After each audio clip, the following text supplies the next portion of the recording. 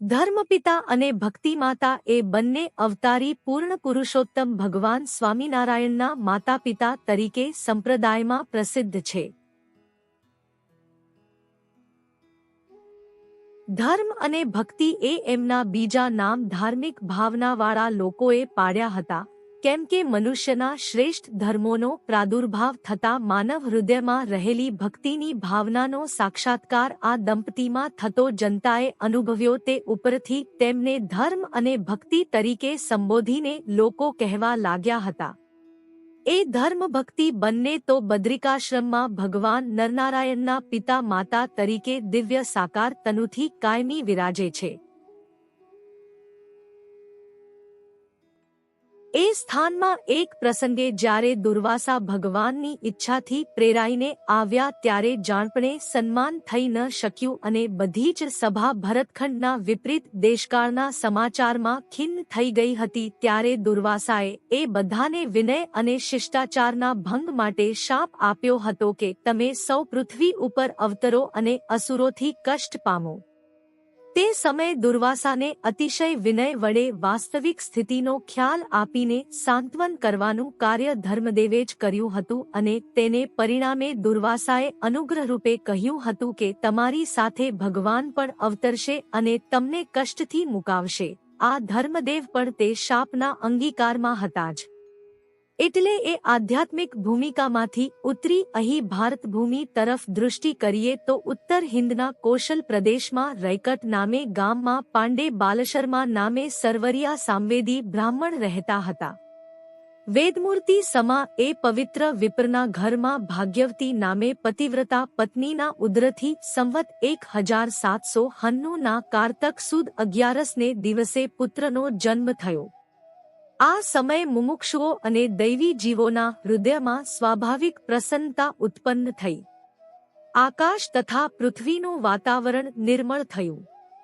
બાળકના જન્મ સંસ્કાર પછી તેના ગ્રહો ઉપરથી જ્યોતિષીએ તેમની ભાવિ ધાર્મિકતા સંબંધી ભારે પ્રશંસા કરી. બાળકનું નામ દેવશર્મા પાડ્યું. ઉંમર વધતા તેમની ધાર્મિક અભિરુચિ પ્રકટ જણાવા લાગી. ધર્મપાલન અને ભક્તિ તરફ તેમનું સ્વાભાવિક વલણ રહેવા લાગ્યું. 8મે વર્ષે પિતાએ યજ્ઞોપવિત ધારણ કરાવ્યું. ત્યારબાદ બહુ થોડા જ સમયમાં વેદ શાસ્ત્રાદિક અભ્યાસ કરી લીધો. તેમની શાસ્ત્રોમાં કુશાગ્ર બુદ્ધિ જોઈ પિતાને પણ આશ્ચર્ય થયું. વિદ્યાભ્યાસ પૂર્ણ કર્યા પછી પિતાની આજ્ઞાથી ગૃહસ્થાશ્રમી થયા. અયોધ્યાની સમીપે છપૈયા નામે ગામના પવિત્ર વિપ્ર કૃષ્ણ શર્મા તિવારીને ઘેર સાક્ષાત ભક્તિની પ્રતિમારૂપ કન્યાનો જન્મ થયો હતો અને તેમનું નામ બાલ રાખ્યું હતું. શુક્લ પક્ષના ચંદ્રની પેઠે બાલા રૂપ અને ગુણમાં વૃદ્ધિ પામતા ગયા. ઈશ્વરી સંકેતને અનુસરી સ્વાભાવિક રીતે જ તેમનું લગ્ન રૈકટના પાંડે બાલશર્માના સુપુત્ર દેવશર્મા સાથે થયું. બાલાદેવી દેવશર્માથી 2 વર્ષે ઉંમરમાં નાના હતા, પરંતુ જેવા દેવશર્મા ધર્મની મૂર્તિરૂપ હતા તેવા જ બાલાદેવી ભક્તિની પ્રતિમા સમા હતા. આવી રૂપ, ગુણ અને હૃદયભાવમાં સમાન જોડી જગતમાં ભાગ્યે જ મળી આવે છે. લોકો પણ આવું પતિ પત્નીનું યુગલ જોઈ સંતોષ બતાવવા લાગ્યા. બાલાદેવીના પિતાશ્રી તો આવા ગુણવાન અને સુંદર જમાઈને જોઈ મુગ્ધ થઈ ગયા. તેમનું સ્વાભાવિક ઓજસ જોઈને તેમણે દેવશર્મા પાસે અતિશય નમ્રભાવે માગણી કરી કે આપ આ દેવશર્માને મારી પાસે રહેવાની રજા આપો તો હું તેમને મારા પુત્રની પેઠે રાખીશ અને બનતી સેવા કરીશ. કૃષ્ણ શર્માની આ માગણી એટલી સદ્ભાવ અને જમાઈ તરફના પૂજ્યપણાની હતી કે પાંડે બાલશર્માના કહી શક્યા નહીં અને અતિ ઉદારભાવે સ્નેહભર્યા હૃદય દેવશર્માને સોંપી દીધા. આ રીતે પોતાના વંશને ઉજાગર કરનાર ઉત્તમ પુત્રની સોંપણી કરી બાલશર્મા ઘર તરફ પાછા વળ્યા. પણ તેમને હૈયે એક ભારે આનંદ એ હતો કે પુત્રને પ્રાપ્ત થયેલ કન્યારત્ન મહામૂલું હતું અને તેમના ઉત્તમ કુળમાં પોતાના પુત્રનો વિનિયોગ થયો. ઘેર જતા પહેલા સ્વાભાવિક રીતે પિતાના હૃદયમાં પોતાના સંતાન માટે જે ભાવિ શુભેચ્છાઓ ભરેલી હોય છે તેના ઉદ્ગારો પાંડે બાલશર્માએ પોતાના ગુણવાન પુત્ર દેવશર્મા તથા નવવધુ બાલાદેવીને સંબોધી નીચે પ્રમાણે કહ્યા. હે પુત્ર, તમે ધાર્મિક અને ગુણવાન છો, પણ પિતા તરીકે હું જણાવું છું કે તારા સસરા તિવારી કૃષ્ણ શર્માને પિતાતુલ્ય માની તેમની સેવા કરજો અને પૈયામાં સુખે નિવાસ કરીને રહો ત્યાં સુધી સત્યને અનુસરી ધર્મ મર્યાદામાં રહી ભગવાનની ભક્તિ કરજો. મુમુક્ષુ જે કોઈ મળે તેને ધર્મોપદેશ આપી સદાચારમાં પ્રવર્તાવજો. હંમેશા ધીર થજો. આ તમને પ્રાપ્ત થયેલ કુલવધુ બાલાદેવીની સંભાળ રાખજો. તેમનો કદાપી ત્યાગ ન કરજો.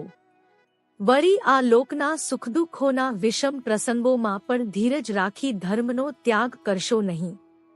કદાચ કોઈ ભારે સંકટ આવી પડે ત્યારે આપણા કુળદેવતા હનુમાનજી છે, તેમને સંભાળજો, તે જરૂર રક્ષા કરશે. પછી પુત્રવધુ બાલાદેવીને કહ્યું કે બાલા, તમારું કુળ મહાન અને પવિત્ર છે. તમારા પૂર્વના સંસ્કાર પણ બહુ ઉત્તમ છે. છતાં સંસારના સુખદુઃખોના એ વિષમ પ્રસંગોમાં ધીરજ રાખી ભગવાનની ભક્તિ કરજો અને પૂર્વે થયેલી સીતા, દ્રૌપદી આદિક મહાન સતીઓનો આદર્શ દૃષ્ટિ સમક્ષ રાખીને વર્તજો. જગતમાં તમારો નિર્મળ યશ ખૂબ વૃદ્ધિ પામો એવા મારા અંતરના આશીર્વાદ છે. ઉપર પ્રમાણે કહી બાલશર્મા પોતાને વતન ગયા અને દેવશર્મા પૈયામાં રહી પોતે પ્રાપ્ત કરેલી સદ્વિદ્યા દ્વારા મુમુક્ષુઓને ધર્મોપદેશ કરતા રહેવા લાગ્યા. લોકોમાં દેવશર્મા અને બાલાદેવીના સદ્વર્તનની અને સદુપદેશની એવી સુંદર છાપ પડી કે લોકો તે દંપતીને ધર્મદેવ અને ભક્તિદેવી એ નામે જ સંબોધવા લાગ્યા. અનેક મુમુક્ષુઓ ધર્મદેવને આશ્રયે આવી તેમની સેવા કરીને પોતાના જીવનને સાર્થક ગણવા લાગ્યા. સૃષ્ટિની ઉત્પત્તિથી લઈને આજ સુધી દૈવી અને આસુરી તત્વો વચ્ચે દૈવાસુર સંગ્રામ ચાલ્યો આવે છે. તે પ્રમાણે ધર્મદેવની સાત્વિક ધર્મ પ્રવૃત્તિ તથા તેમનું થતું પૂજન અને તેમનો ધર્મનિષ્ઠ શિષ્ય સમુદાય જોઈને દુષ્ટ મતિવાળા આસુરી જનોમાં અકારણ દ્વેષ પ્રગટ્યો. કેમ કે અકારણ વૈર એ ખલપુરુષોનું મુખ્ય લક્ષણ હોય છે. જે અતિ દ્વેષી હતા તેમણે તો ધર્મદેવને પીડવા માટે અનેક પ્રકારે ઉપાધિઓ શરૂ કરી. પ્રતિદિન થતી એવી કંડગતને ધર્મદેવ તથા ભક્તિદેવીએ શાંતિથી ખૂબ સહન કરી.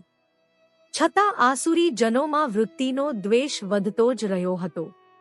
ધર્મદેવ તો આર્ય સંસ્કૃતિ અનુસાર પોતાને ત્યાં સદ્ભાવથી કે ગમે તે રીતે પણ અતિથિ તરીકે ગમે તે આવે તેનો સત્કાર યથાશક્તિ અને આદરપૂર્વક કરતા, પરંતુ દ્વેષીઓએ ધર્મદેવના ઘરમાંથી ચોરી કરી વખતોવખત અન્નવસ્ત્ર વગેરે લઈ જવા માંડ્યું અને જ્યારે આ રીતે ઘર ખાલી થઈ જાય ત્યારે વળતે દિવસે તે જ લોકો પાછા અતિથિ તરીકે મિજબાન થઈને આવે અને ઘરમાં કંઈ જ ન હોય છતાં ભક્તિદેવી ઉછીનું ઉધારું કરીને પણ તે લોકોનું ભાવપૂર્વક સ્વાગત કરે. આવી અનેક પ્રકારની આપત્તિઓ પ્રતિદિન વધવા જ લાગી.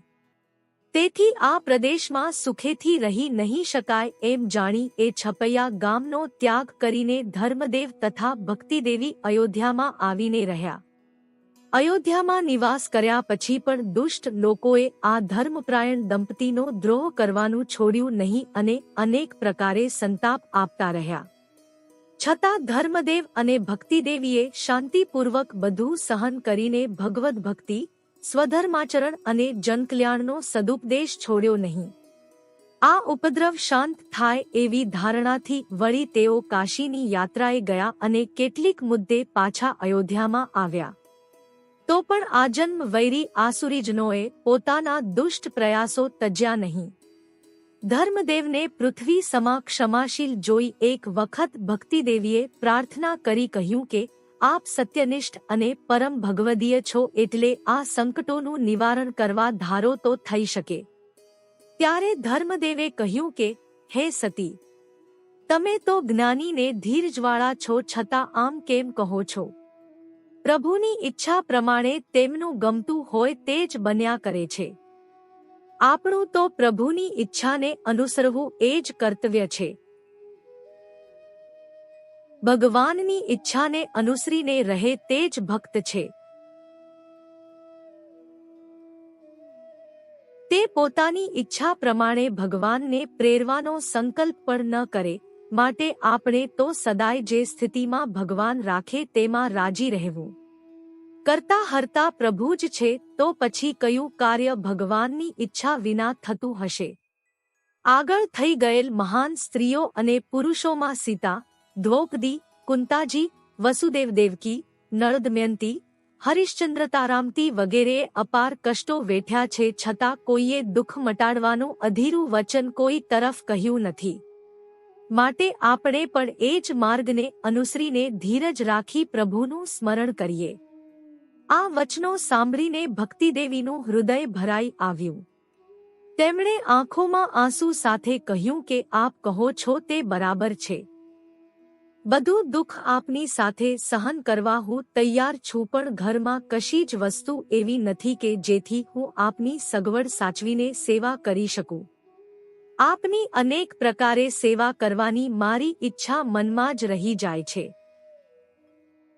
આ પ્રમાણે ભક્તિદેવીની ઉત્કટ સેવા ભાવનાના ઉદ્ગારો સાંભળી ધર્મદેવે કહ્યું કે ભલે, હું દુઃખ મટે તેવો ઉપાય કરીશ.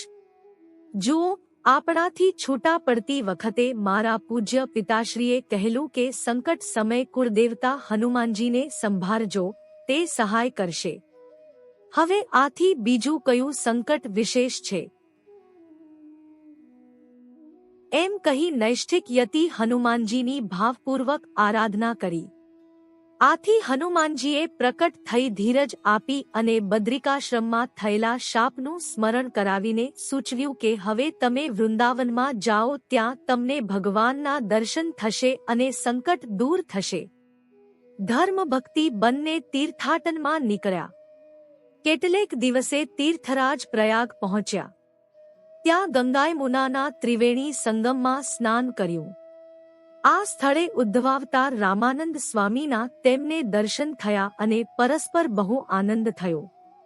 રામાનંદ સ્વામીએ ધર્મદેવને પોતાના શિષ્ય તરીકે સ્વીકારી દંપતીને દીક્ષા આપી તેમને ધર્મ પ્રવર્તન કરતા રહેવાની આજ્ઞા કરીને કહ્યું કે પુરુષોમાં ધર્મદેવે તથા સ્ત્રીઓમાં ભક્તિદેવીએ ઉપદેશ આપવો અને અહીંથી વૃંદાવનમાં જવું.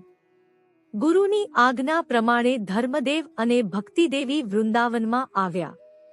એ તીર્થક્ષેત્રમાં દુર્વાસાના શાપથી અવતરેલા કેટલાક ઋષિમુનિઓનો મેળાપ થયો અને પરસ્પર એકબીજાની પ્રભુઈચ્છાથી સ્વાભાવિક પીછાણ થઈ.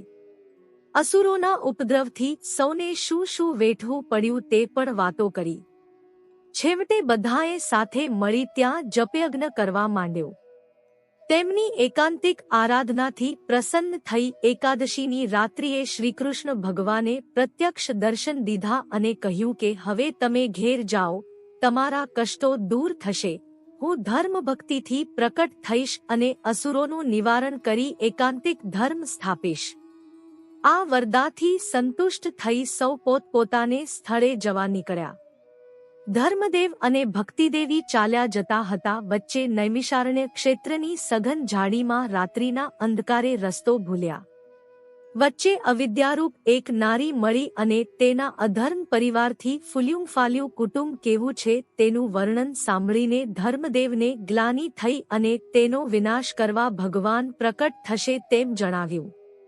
ત્યાંથી આગળ જતા ઘોર જંગલ આવ્યું. ત્યાં એક ભૂરી જટા અને શ્યામ શરીરવાળા વિકરાળ તપસ્વી સામે તેને ધર્મદેવે પોતાની ઓળખાણ આપીને ભોળા દિલે જણાવ્યું કે અમે વ્રજમાં જઈને જપ સાથે વ્રત કર્યું, તેથી શ્રીકૃષ્ણે પ્રસન્ન થઈ દર્શન આપી વરદાન દીધું છે કે તે અમારે ત્યાં અવતાર લઈને અસુરોનો સંહાર કરશે. આ હકીકત સાંભળીને તે તપસ્વી બોલ્યો કે હું શ્રીકૃષ્ણનો જૂનો વૈરી અશ્વત્થામા છું. હું શાપ દઉં છું કે તમારા પુત્રરૂપે કૃષ્ણ આવશે તો તે શસ્ત્ર નહીં ધારે, અને જો કદાપી શસ્ત્ર ધારશે તો શત્રુ સાથે જીતશે નહીં અને શસ્ત્ર વિના શત્રુ મરે નહીં. ઉપર પ્રમાણેનો શાપ સાંભળી ધર્મદેવ બહુ ઉદાસ થઈ ગયા. તેણે માન્યું કે ઘણા દિવસનો પ્રયત્ન નિષ્ફળ થયો. એ ચિંતામાં દુઃખી દિલે તેમણે ગણપતિનું સ્મરણ કરવા માંડ્યું. એ રીતે કરતા રાત્રિના 3 પ્રહુર વીત્યા તેવામાં હનુમાનજી વિપ્રવેશે તેમની સમક્ષ આવ્યા અને તેમણે આશ્વાસન આપ્યું કે તમે ચિંતા ન કરો. જ્યારે ભગવાન પ્રકટ થશે ત્યારે પછી ઉપાધિ શાની? એ તો પોતાની બુદ્ધિ વડે અસુરોનો પરાજય કરશે. આ હકીકત સાંભળી સંતુષ્ટ થયેલા ધર્મભક્તિ પૈયામાં પોતાને ઘેર આવ્યા. ધર્મભક્તિની પ્રભુ આરાધના પ્રતિદિન વધતી જતી હતી અને પ્રત્યક્ષ શ્રીકૃષ્ણના દર્શન તથા વરદાથી પ્રસાદપૂર્ણ થયેલા અંતઃકરણ દ્વારા તેમનું ધાર્મિક ઓજસ સવિશેષ પ્રગટ્યું. તેમને આ આધ્યાત્મિક કાંતિથી વિશેષ સંતોષ થવા લાગ્યો અને ભક્તિદેવીને ઉદરે પ્રભુનું અવતરણ થવાનો સમય નજીક આવતા તેમની દિવ્ય આધ્યાત્મિક પ્રભા મુમુક્ષુઓને જેટલી આનંદદાયક થવા લાગી તે કરતા આસુરી વૃત્તિવાળાઓને ભારે પરિતાપજનક થઈ પડી. એટલે તેણે પણ ભેગા મળી હિંસા અને મદ્યમાંસ વગેરે અનાચારોથી દેવીનું પૂજન શરૂ કર્યું. પરંતુ દેવીએ જ તેમને સ્વપ્નમાં કહ્યું કે તમારી દુષ્ટ પ્રવૃત્તિ જ તમારા વિનાશનું કારણ થશે અને હરિના અવતારથી અસુરોનો નાશ થશે. છતાં મલિન મતિવાળા આસુરીજનોને એ રૂચ્યું નહીં અને વિશેષ હઠે ભરાયા અને ધર્મભક્તિ અને તેના ભાવિ બાળકને માટે જેટલા થાય તેટલા અવળા ઉપાયોનો આદર કર્યો. છપૈયા ગામે સંવત 1837ના ચૈત્ર સુદ નવમીની રાત્રિ 10 ઘડી વીતતા ભક્તિમાતાના ઉદરે વચેટ પુત્રરૂપે મહાપ્રભુનો અવતાર થયો. જન્મ સમયે જ માતાજીને અદ્ભુત દિવ્ય તેજોમય સ્વરૂપના પ્રભુના દર્શન થયા. તેમણે વરદાન પ્રમાણે પ્રભુ પ્રકટ થયા એમ જાણીને સ્તુતિ કરી પછીથી તેમને બાળકરૂપે જ જોયા. બાળકનું નામ હરિકૃષ્ણ પાડ્યું. પ્રતિદિન ઉંમરે મોટા થતા ગોકુળમાં કૃષ્ણની પેઠે લોકોનું ચિત્ત આકર્ષતા ઘનશ્યામ નામે પ્રસિદ્ધ થયા. બાળ સ્વરૂપથી અનેક અદ્ભુતતાઓ તેમનામાં દેખાવા લાગી. તે સાથે તેમના ઉપર આસુરી વિઘ્નો અનેક થવા લાગ્યા. ગર્ભના કેશ ઉતરાવતી વખતે જે ઉત્સવ કર્યો તે વખતે બાળકો ઘનશ્યામને બહાર ઉપવનમાં રમાડવા લઈ ગયા. તે સમયનો લાગ જોઈને તેમનો ઘાત કરવા માટે અસુરોના એક આગેવાન કાળીદત્તે બહુ પ્રયત્નો અને ઉપચારો કર્યા. પણ તે પ્રયત્નોમાં તે પોતે જ મૂળ. આવા ઘણા ઉપદ્રવોથી ત્રાસીને ફરી પાછા ધર્મભક્તિ પોતાના બાળકોને લઈને અયોધ્યા આવીને વસ્યા. અયોધ્યામાં ઘનશ્યામે પિતા પાસેથી થોડી ઉંમરમાં વેદાદિક સત્શાસ્ત્રોનો અભ્યાસ કર્યો. તેમજ 8મે વર્ષે પિતાએ જનોઈ આપી પછી સામવેદ ભણાવ્યો. તેમની શાસ્ત્ર આકલન કરવાની ઉત્તમ પ્રજ્ઞા, સંસારમાં અનાસક્તિ તથા ભગવદ ભક્તિની ઉત્કટતા જોઈ ધર્મદેવે પોતાના મોટા પુત્ર રામપ્રતાપજીને ભલામણ કરી કે ઘનશ્યામ સંસારથી ઉદાસ છે તો તમે તેને સાચવજો. સંવત 1849ના કારતક સુદ 8મના દિવસે ભક્તિમાતાને શરીર ભારે મંદવાડ આવ્યો અને તે વધી ગયો. ઘનશ્યામ મહારાજે માતાજીની સેવામાં જ ચિત્ત પરોવ્યું. મંદવાડની ગંભીરતા જોઈ માંદગીને બિલ્હાને 9મીની રાત્રિના ચોથે પહોરે માતાને જ્ઞાનોપદેશ કર્યો, જે હરિગીતા તરીકે સંપ્રદાયમાં પ્રસિદ્ધ છે. આથી માતાજીના હૃદયમાં પરમ શાંતિ થઈ અને પોતાના પુત્ર પ્રકટ શ્રીકૃષ્ણ છે એ સ્મૃતિ તાજી થતા સંશયરહિત ચિત્તે તેમની મૂર્તિમાં તલ્લીન થયા. પોતાના આત્માના પ્રકાશમાં સાક્ષાત શ્રીકૃષ્ણના દર્શન કર્યા. આવી પરમ નિર્ગુણ અવસ્થામાં ભગવાનની સ્તુતિ કરતા તેમણે પોતાનો ભૌતિક દેહ કારતક સુદ 10મીને દિવસે સવારે ત્યાગ કર્યો. ત્યારબાદ ધર્મદેવ પણ સાંખ્યયોગના નિયમોને અનુસરી સંસારથી ઉદાસ થઈ ઘણા જ સ્નેહભાવે ઘનશ્યામ તરફ મહિમાપૂર્વક ચિત્ત રાખવા લાગ્યા અને એ રીતે 7 માસ જેટલી મુદત અનાસક્ત વૃત્તિથી રહેતા પોતાને ભાસ થયો કે આ શરીર હવે વધારે ટકશે નહીં, તેથી ધાર્મિક વાચનમાં સમય ગાળવા લાગ્યા. પછી શરીરે તાવ જણાયો અને એકાદશીનું જાગરણ કરતા ઘનશ્યામ પિતાની પથારીએ બેસી ચરણ ચાંપતા હતા. પિતાને તાવથી નિદ્રા આવતી ન હતી, તેમાં પ્રભુઈચ્છાથી વૃત્તિ સ્થિર થતા સમાધિમાં બ્રહ્મતેજ દીઠું અને તેમાં પ્રત્યક્ષ શ્રીકૃષ્ણના મનોહર દર્શન થયા અને તે મૂર્તિને પોતાના બાળક ઘનશ્યામ રૂપે જોઈ. પછી જાગીને જોયું તો ઘનશ્યામ બાજુમાં જ બેઠા હતા. તેને ભેટી પડ્યા અને પ્રેમવશ થઈ હર્ષના આંસુ સાથે પોતાને મળેલા પ્રથમના વરદાનને સંભાળી ખૂબ સ્તુતિ કરી. ઘનશ્યામે પણ તેમને યથાર્થ તત્વની વાત કરી અને સર્વથી નિર્સંગ થઈ આત્મામાં પોતાની મૂર્તિ ધારવાનું સર્વના સારૂપ રહસ્ય સમજાવ્યું. આથી ધર્મદેવને પરમ શાંતિ થઈ. પછી તેમણે મોટા પુત્ર શ્રીરામ પ્રતાપજી તથા સૌથી નાના ત્રીજા પુત્ર ઈચ્છારામજીને પોતાની પાસે બોલાવી યોગ્ય રીતે જ્ઞાન આપ્યું અને કહ્યું કે જેને આપણા ઇષ્ટદેવ રાધાકૃષ્ણ તરીકે હું ઉપાસું છું તે જ આ ઘનશ્યામ હરિરૂપ સાક્ષાત કૃષ્ણ છે, એના વચનમાં રહેજો. વળી કળિયુગ પ્રવર્તે છે, તેથી અધર્મ અને અધર્મનું આચરણ કરનાર અસુરો બહુ વધ્યા છે, તેનું નિવારણ કરવા આ પ્રકટ ભગવાન ઘણા કાર્યો કરશે અને ધર્મનું સ્થાપન કરશે. એકાદશીની રાત્રિના પાછલા પહોરે નામમંત્રનો જપ કરતા પિતાને પૂછ્યું કે આપને કઈ ઈચ્છા હોય તો આજ્ઞા કરો. ત્યારે તેમણે ભાગવતનું પારાયણ સાંભળવા ઈચ્છા દર્શાવી, એટલે તે પ્રમાણે યથાવિધિ પારાયણ કરાવ્યું. પારાયણની પૂર્ણાહુતિ થયા બાદ ચોથને શુક્રવારના દિવસે પહોર એક દિવસ ચડતા ધર્મદેવે ભૌતિક દેહનો ત્યાગ કર્યો. આ રીતે બદ્રિકાશ્રમમાંથી શાપના નિમિત્તે ધર્મદેવ અને ભક્તિદેવીએ આ લોકમાં ઉત્તમ બ્રાહ્મણ કુળમાં અવતરી ધર્મ અને ભક્તિપ્રાયણ રહી સદાચાર અને ભગવન નિષ્ઠાના ઉત્તમ આદર્શો આપી અનેક મુમુક્ષુઓને સન્માર્ગે દોરી અસુરોના ઉપદ્રવોના ભારે સંકટોમાંથી પસાર થઈ અનેક જીવોના આત્યંતિક કલ્યાણના પરમ કારણ એવા ઘનશ્યામ ભગવાન સ્વામિનારાયણ ના અવતારના નિમિત્તરૂપ બની જગત ઉપર મોટો ઉપકાર કર્યો. વળી એ ધર્મ અને ભક્તિના સનાતન તત્વોના સ્વરૂપમાં ભગવાન સહજાનંદ સ્વામીએ આ પૃથ્વી ઉપર સ્થાપન કર્યું, જે અનંતકાળ પર્યંત દૈવી જીવોને માટે મોક્ષના મહાન સદાવ્રત સમાન બન્યું છે.